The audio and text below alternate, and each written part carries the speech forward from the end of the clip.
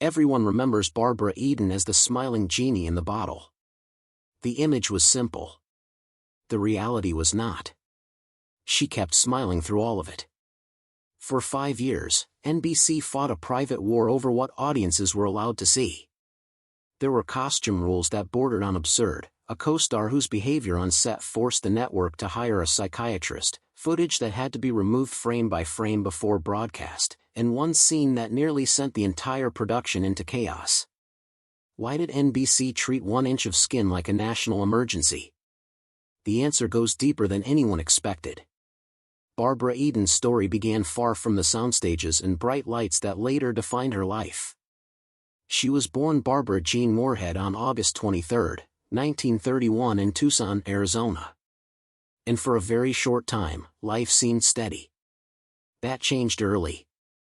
When she was only 3 years old, her parents, Alice Mary and Hubert Henry Moorhead, divorced, and her mother was left to carry the weight of raising her through the worst years of the Great Depression. Money was tight across America, and in their home, every dollar mattered. Barbara's childhood was shaped by uncertainty long before she ever stepped in front of a camera. After the divorce, her mother moved with her to San Francisco and tried to build a new life. Alice remarried Harrison Connor Huffman, a telephone lineman whose job kept the family going, though only just. Barbara took his surname and became Barbara Huffman, a name the public would later forget. But at the time, it belonged to a girl growing up in a home where comfort was rare and little pleasures had to be invented. Her mother could not afford toys, outings, music, or much in the way of entertainment. So, she sang to her children instead. That detail feels small, but it mattered. Music filled the gaps that money could not fill. And in that modest home, a future performer was quietly taking shape. Even then, Barbara did not move through childhood with ease. She had serious vision problems and had to wear thick glasses. At times, she also wore an eye patch, and it left her feeling painfully awkward around other children. She grew shy and withdrawn, and her mother saw it happening. Wanting to help her daughter feel stronger, she enrolled Barbara in singing lessons at the San Francisco Conservatory of Music. The goal was not fame, it was confidence. Those lessons gave Barbara a place to come out of herself, though they also came with a warning she never forgot. Her Italian singing teacher told her that trying to make a living with her voice was like living with a piano hanging over your head all your life. The image stayed with her and slowly shaped how she thought about the future. By the time she reached her teens, that quiet, insecure girl had changed. Barbara began singing with local bands in San Francisco nightclubs and earning money while she was still very young. At the same time, she trained at the Elizabeth Holloway School of Theater, graduated from Abraham Lincoln High School in 1949, and then studied theater for a year at City College of San Francisco. She clearly had talent as a singer, but she also understood the cost of making music her whole world. It felt too demanding and too physically draining. So, she made a choice that would change everything. She turned toward acting. That decision gave her a wider path, and soon another opening arrived. In 1951, still known as Barbara Huffman, she entered a local beauty pageant because her acting teacher suggested it. She won Miss San Francisco, then went on to compete in Miss California. And the attention from that pageant gave her something she had never really had before: momentum. With more confidence and a stronger public profile, she moved to Los Angeles to pursue acting seriously. Once she arrived, her agent decided Barbara Huffman did not sound like a Hollywood star. A new name was chosen and Barbara Eden was born. It was the beginning of the image the world would come to know. Though the road ahead still had a long way to go, her early years in. But as time passed, tension settled into the marriage. Michael could be deeply possessive and jealous, and that affected Barbara's career in ways that followed her for years. When she later had to film a kissing scene on I Dream of Jeannie, his jealousy was so well known that producers cast him as the other man to keep the situation under control.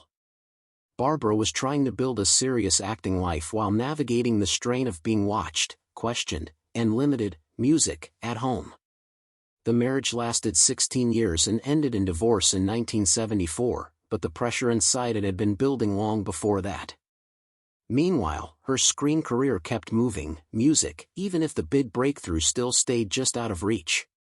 In 1960, she appeared opposite Elvis Presley in Flaming Star, a film that stood out because Elvis was trying to be taken seriously as a dramatic actor after returning from the army. Critics respected the performance and director Don Siegel later called it Elvis's finest work. For Barbara, it was a significant opportunity. Yet, the film itself struggled because audiences expected songs and did not get what they came for. To help sell it, the studio later added a kitchen scene with Elvis holding a guitar while Barbara moved around the room in a moment designed to give viewers at least a taste of what they had missed. The film could have meant more than it did, but it still kept her visible. That became the pattern of the early 1960s. She kept working in films like Voyage to the Bottom of the Sea and The Yellow Canary while also making steady television appearances. She was respected, employed, and regularly seen. But she still had not crossed into that rare level where a performer becomes a household name. In Hollywood, that gap can feel enormous. She was close enough to success to see it clearly, yet not close enough to hold it. Then television shifted around her. In September 1964, ABC launched Bewitched and it became an immediate hit. NBC suddenly wanted a show with its own magical female lead and fast. Sidney Sheldon, already successful from The Patty Duke Show, sat down over one weekend and dictated a pilot script to his secretary. By the end of it, I Dream of Jeannie existed. NBC bought the idea, then almost instantly began worrying about what it had approved. The network liked the concept, but it also realized it was building a series around a beautiful Jeannie in revealing clothes living near an unmarried man. Executives sent Sheldon a long list of restrictions. He kept writing anyway, and soon Barbara Eden found herself at the center of the opportunity she had been waiting for. The pilot, titled The Lady in the Bottle, was filmed in December 1964 on Zuma Beach in Malibu, standing in for a deserted South Pacific island. It looked exotic on screen, but the reality was miserable. The weather was bitterly cold, and Barbara later admitted the black and white filming was probably a blessing because her lips were nearly blue. The famous sequence where Jeannie emerges from the bottle was shot among rocky areas near Point Dume. And even from the beginning, the network was watching every detail. In the original ending, Jeannie was shown in Tony Nelson's room, and NBC censors immediately demanded extra footage to make it clear that she had not spent the night there. They insisted on a shot of smoke leaving the room, and that small adjustment set music the tone for years of anxious oversight. At almost the same moment the show was sold, Barbara got personal news that could have changed everything. She learned she was pregnant. She had been hoping for that news with Michael Ansara, but now it arrived just as the biggest opportunity of her career was opening. She went into the production meeting prepared for the worst and told them plainly that she was pregnant and expected they would have to replace her. Sidney Sheldon refused. He wanted her and no one else, so the production schedule was reshaped to move quickly. The first 13 episodes were filmed before the pregnancy became too obvious to hide. Barbara gave birth to her son, Matthew Ansara, on August 29, 1965, only weeks before the show premiered on September 18. The effort to conceal her pregnancy became one of the stranger behind-the-scenes stories in television. Costumes were adjusted with extra layers, flowing scarves, and veils that softened her outline. Furniture placement and camera angles did a great deal of work. In at least one scene involving a bathing suit, the crew even used a tire around her stomach with towels piled over it to disguise the shape of her body. Viewers at home saw a playful fantasy. On set, everyone was carefully working around practical problems that had to be solved from scene to scene. The show's first season was also filmed in black and white, and that choice had more than one advantage. It kept costs lower, while NBC remained unsure how the series would perform, and it also helped soften visual details the network preferred not to emphasize. The first color episode did not air until December 18, 1965, several months after the series had already premiered. By then, Jeannie had become impossible to ignore. One of the most famous stories around the show involved Barbara's belly button, and the truth is more complicated than the legend. Early on, her costume occasionally shifted enough that part of her navel could briefly be seen, and nobody at the network seemed terribly concerned. Then, a reporter from The Hollywood Reporter visited the set and kept asking her to show it. Barbara joked that she would charge him, raising the price each time he asked. He turned the exchange into a teasing article. Other outlets picked it up, and suddenly, a trivial detail became national gossip. NBC responded by treating the matter far more seriously than it ever deserved. Executives reportedly discussed it formally, and after that, the costume was adjusted more carefully. The irony was hard to miss. Television executives were comfortable with the idea of a beautiful Jeannie in revealing clothes, sharing a private world with a bachelor. Yet, they worried intensely about a sliver of midriff. Even then, the rule was not applied with much consistency. In the 1967 Hawaii episode, Jeannie Goes to Honolulu, other women on screen appeared in outfits that showed their navels clearly, while Barbara remained more covered. In one episode, sharp-eyed viewers can even catch a glimpse of her belly button near the edge of the costume. The line the network tried to enforce was never as solid as it sounded. As the show grew, another tension was building behind the scenes. Larry Hagman played astronaut Tony Nelson, but the public response made it increasingly clear that Barbara Eden was the heart of the series. Jeannie was the image people remembered, the face on magazine covers, the character viewers returned for each week. According to co-star Bill Daly, Hagman struggled with that reality. He wanted a larger share of attention, and his frustration became part of the atmosphere on set. Stories about his behavior grew worse over time. Director Gene Nelson later described incidents so bizarre that they sound almost invented, including moments when Hagman, furious over scripts or production issues, would urinate on parts of the set. Accounts from the era suggest that NBC eventually hired a psychiatrist to remain nearby during production because his volatility had become too difficult to manage. It was an extraordinary step, and it shows how much disruption could exist behind a series that seemed light and effortless on screen. The advice he received did not improve matters. Sidney Sheldon arranged psychiatric help, but in the culture of that time, the solution turned out to be a troubling one. Hagman was reportedly encouraged to drink champagne and smoke marijuana to calm himself before scenes. Instead of restoring order, that only fed the chaos. Barbara later wrote that he consumed champagne in huge amounts during the workday and retreated to his dressing room between scenes to keep drinking and smoking. The result in her memory was daily disorder that everyone around him had to work through. By the final season in 1970, the strain had hardened into something even more distant. Bill Daly said Hagman would sometimes shut himself away in his dressing room and refuse to speak to anyone connected with the show. Even under those conditions, the series kept moving. The remarkable part is that audiences never saw the damage. On screen, the chemistry still worked. The charm still held. The illusion stayed intact right to the end. And that says a great deal about Barbara Eden's steadiness as a performer. She carried herself with enough warmth and control to keep the fantasy alive, even when the real environment around her was often unstable.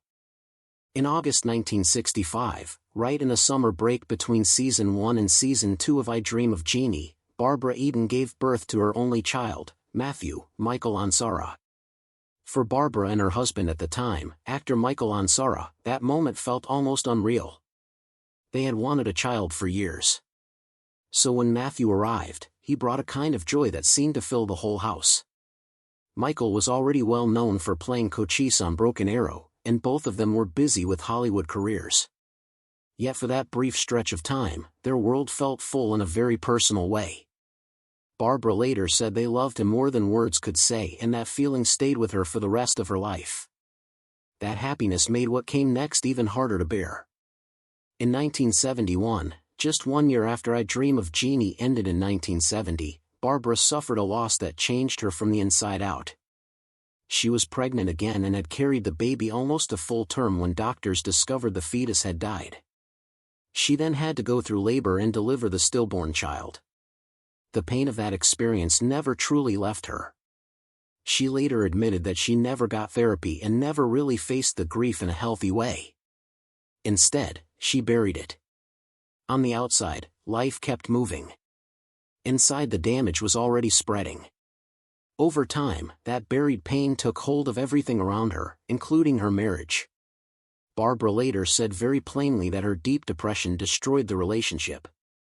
She and Michael Ansara had been together for 15 years. Yet by 1974, the marriage had come apart. The stillbirth happened in 1971. So that meant 3 years of untreated grief slowly wearing down the bond between them. By all accounts, Michael was not a cruel man.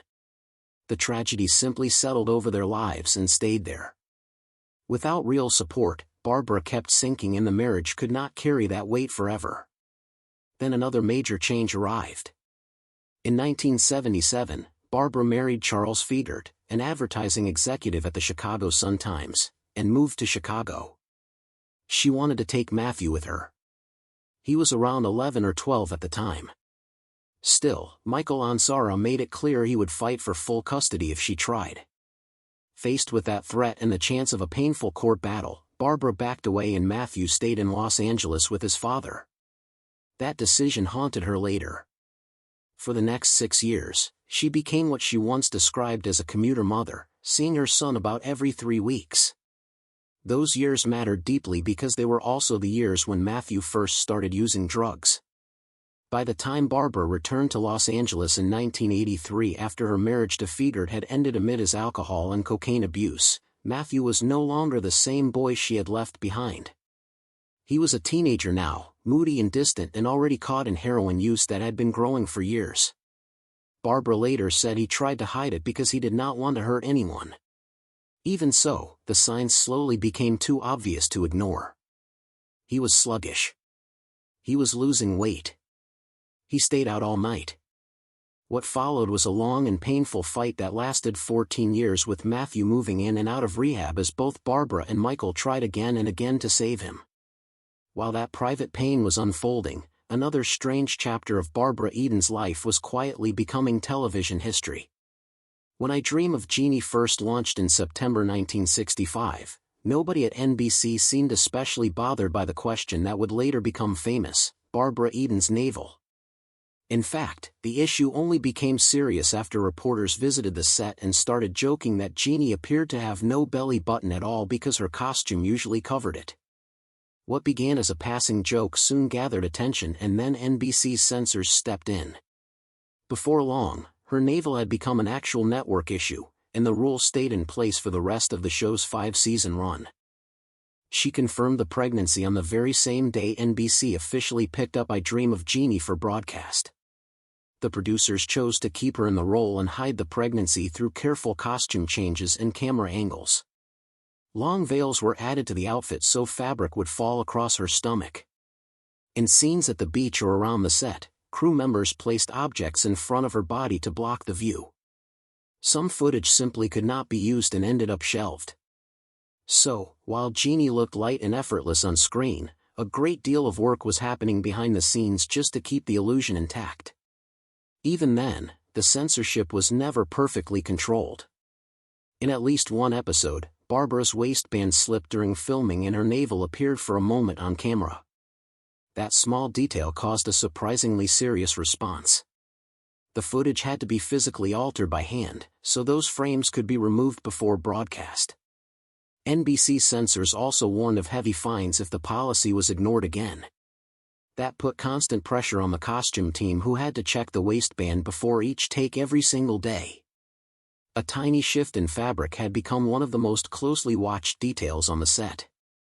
Then the whole thing took an even stranger turn during season 4. George Schlatter, the creator of Rowan and Martin's Laugh-In, openly said he wanted to debut Barbara Eden's navel on his show as a joke. Once word of that idea reached the network, NBC executives reportedly called an emergency meeting just to discuss it. Their decision was that showing it would be inappropriate. So, the network ended up blocking one of its own producers from using one of its own stars on one of its own shows in the way he wanted. Looking back now, it feels almost absurd. Yet, at the time, it was treated like a matter of real importance. Meanwhile, Bewitched, which had premiered just 1 week earlier in September 1964, never had to deal with any of this. Elizabeth Montgomery's Samantha Stevens dressed in cardigans, dresses, and blouses, so censors had little reason to interfere. Barbara Eden later said that if there was any rivalry between the two shows, it was mostly created by producers. On one side sat a network worried about a square inch of skin. On the other side stood a costume department trying to get through the workday. That tension became part of the odd legacy of Jeannie, and it remains one of the most talked about details from the series. When I Dream of Jeannie ended in 1970 after 139 episodes, Barbara Eden faced the problem that trapped so many television stars of that era. Audiences saw the costume first. They saw the bottle first. They saw Jeannie first. Barbara understood exactly what that could do to a career. So, she pushed back hard. In the early 1970s, she turned to stage work and dramatic television films, taking roles that had nothing to do with magic or comedy. She toured in Neil Simon's Last of the Red Hot Lovers and kept choosing projects that would help people see her in a different light. It was difficult work and it demanded real persistence. Yet, she kept going because she wanted a future that reached beyond one famous role. The momentum from that film led NBC to turn Harper Valley PTA into a weekly television series, which ran from 1981 to 1982. Music: Barbara returned as Stella Johnson for the full run, giving her another leading sitcom on the same network that had aired I Dream of Jeannie. That is a rare thing in television, and it says a lot about how firmly she rebuilt her career. Once the series ended, she kept moving. She joined the national tour of Woman of the Year, the Broadway musical, and continued to work across stage and screen with the same determination that had already carried her through decades of change. Then in 1990, she stepped onto the set of Dallas and reunited with Larry Hagman.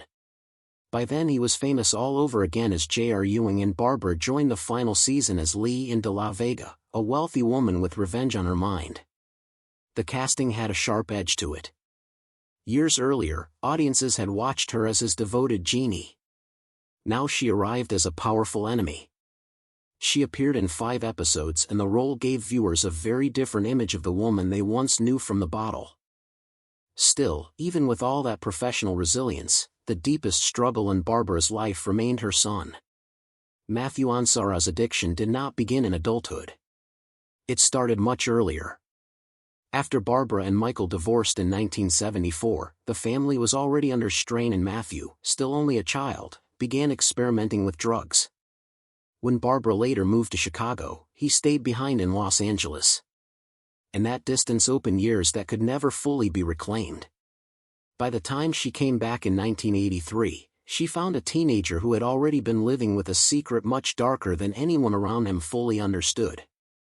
The years that followed were brutal. Matthew cycled in and out of rehabilitation centers for 14 years. Barbara and Michael, though divorced, worked together to help him. They tried treatment programs. They tried support.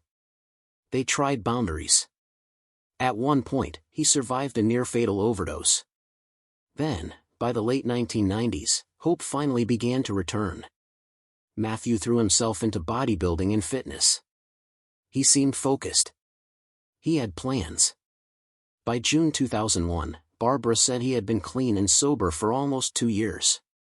He was engaged to Tina Green, and their wedding was set for September 1, 2001. For a moment, it looked like the future had finally opened up for him. Then everything collapsed on June 25, 2001. Just over 2 months before the wedding, Matthew relapsed. Barbara was helping prepare for the marriage when she got the call, "No parent ever wants."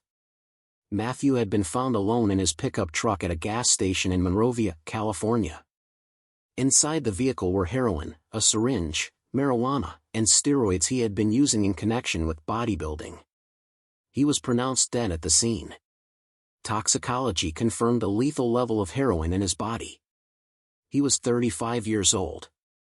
One of the hardest truths in that story is that his sobriety itself played a role in why the relapse became fatal.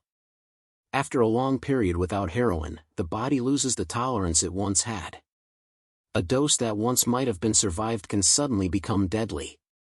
Barbara later spoke openly about that reality, explaining that his system could no longer handle the drug the way it once had. According to the Los Angeles County coroner, there was no evidence of trauma and no foul play.